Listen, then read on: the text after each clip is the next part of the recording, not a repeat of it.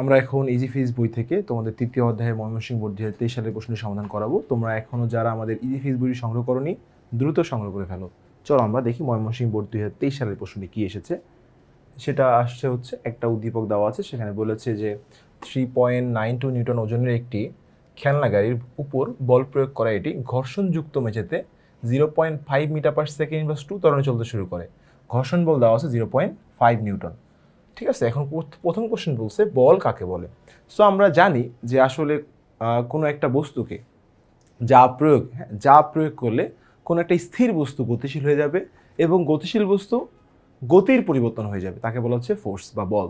তাহলে বল হচ্ছে এমন একটা জিনিস, অবজেক্ট, যেটা প্রয়োগ করলে একটা স্থির বস্তু গতিশীল হয় এবং গতিশীল বস্তু গতির পরিবর্তন হয়, অর্থাৎ গতি বাড়তেও পারে কমতেও পারে। তাহলে সেই ধরনের অবজেক্টকে বলা হচ্ছে বল। তাহলে দেখো আমাদের বইয়ের ভাষায় কী লেখা আছে, দেখো যা প্রয়োগের ফলে বস্তুর অবস্থা বা গতির পরিবর্তন হয় তাকে বল বলা হচ্ছে। এটা লিখলেও হবে বা আমি যেভাবে বলেছি এভাবে লিখলেও হবে, কোনো সমস্যা নেই। আচ্ছা, 2 নম্বর প্রশ্নে চলে চাই, কি বলছে 2 নম্বর প্রশ্নে বলেছে দেখো পৃথিবীর কেন্দ্রে ওজন শূন্য কেন। আচ্ছা, ওজন কিন্তু এনে আমার একটা কী বলতো লব্ধ রাশি, W=mg, তাই তো। ওজন যদি তুমি একটু জিনিসটা দেখো W=mg, তো এখন যদি বলি আমরা এম তোমার যত কেজি হোক না কেন, এম যাই হোক না কেন, যদি জি 0 হয়ে যায় তাহলে ওজন কিন্তু আলটিমেটলি কী বলতো 0 হয়ে যাচ্ছে। কেন দেখো তো, কারণ এর ওজন কিন্তু জি এর উপর ডিপেন্ডেন্ট। তো পৃথিবীর কেন্দ্রে ওজন শূন্য কেন, কারণ পৃথিবীর কেন্দ্রে কিন্তু অভিকর্ষ ত্বরণ যেটা রয়েছে এই জি এর মান কিন্তু 0। দ্যাটস ওয়াই কিন্তু এখানে আলটিমেটলি পৃথিবীর কেন্দ্রে জিও 0 হয়ে যায়, ওজনও 0 হয়ে যায়। দেখো আমাদের বইয়ের ভাষায় কি বলেছি একটু দেখি। কোনো নির্দিষ্ট স্থানে বস্তুর ওজন হলো বস্তুর ভর ও ওই স্থানে অভিকর্ষ ত্বরণের গুণফল। ভর ধ্রুবরাশি হলে বা ভর ধ্রুবরাশি বলে বস্তুর ওজন অভিকর্ষ ত্বরণের উপর নির্ভর করে। আবার কোনো স্থানে অভিকর্ষ ত্বরণের মান 0 হলে ওই স্থানে বস্তুর ভর ও অভিকর্ষ ত্বরণের গুণফল তথা ওজনও কি বলতো 0 হয়ে যায়। W=mg, দেখো W=mg। পৃথিবীর কেন্দ্রে অভিকর্ষ ত্বরণের মান 0 হয়, ওজন দেখো W=mg, জি এর মান 0, G=0, তাই কেন্দ্রে কি বলতো ওজনও 0 হয়ে যাবে। বুঝতে পারছো? আচ্ছা, এরপরটা দেখি, পরেরটা আমরা কি বলেছে। গ নাম্বার বলেছে গাড়ির উপর প্রযুক্ত বলের মান নির্ণয় করো।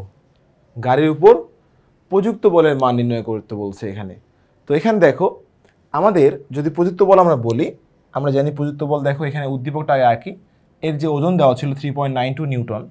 আগে প্রযুক্ত বলটা খেয়াল করো, দেখো তো আমরা জানি হচ্ছে প্রযুক্ত বল হচ্ছে কিন্তু F=Fw প্লাস ঘর্ষণ বল, অর্থাৎ প্রযুক্ত বল হচ্ছে কার্যকর বল প্লাস ঘর্ষণ বলের যোগফল। তাহলে এখন আমাদের F=ma প্লাস ঘর্ষণ বল F। এখন আসলে এম কত, সো দেওয়া ছিল এখানে W দেওয়া ছিল 3.92 নিউটন, তাহলে এম কত হবে W/g। তাহলে 3.92 নিউটন ভাগ 9.8 দেখো কত আসে, হিসাব করো, ক্যালকুলেশন করো, দেখো তাহলে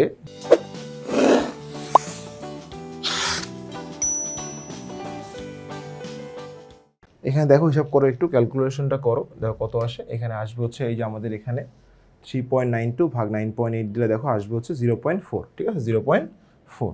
তাহলে আমরা একটু হিসাব করি, এখান থেকে 0.4 কেজি, এটা হচ্ছে বস্তুর ভর।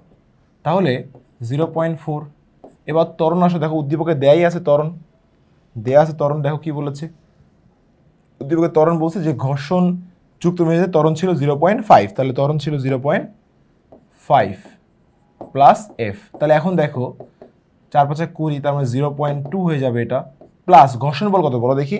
দেখো ঘর্ষণ বল ছিল কত বলো তো 0.5, তাহলে 0.5, তাহলে টোটাল দাঁড়াচ্ছে 0.7 নিউটন। এটা হচ্ছে আমাদের প্রযুক্ত বল, আনসার। ওকে, তো আমরা দেওয়া আছে ওগুলো লিখছি, লিখার পর কিন্তু আমরা এটা ক্যালকুলেশন করছি। ওকে, তো দেখো এরপর আসি আমরা পরেরটায়। ঘ নাম্বার দেখো কি বলেছে, ঘর্ষণযুক্ত মেঝে ও ঘর্ষণবিহীন অবস্থায় মেঝেতে ত্বরণের কি পরিবর্তন হবে। আচ্ছা, ঘর্ষণযুক্ত অবস্থায় আমাদের ত্বরণ বের করতে হবে এবং ঘর্ষণবিহীন অবস্থায় আমাদের ত্বরণ বের করতে হবে।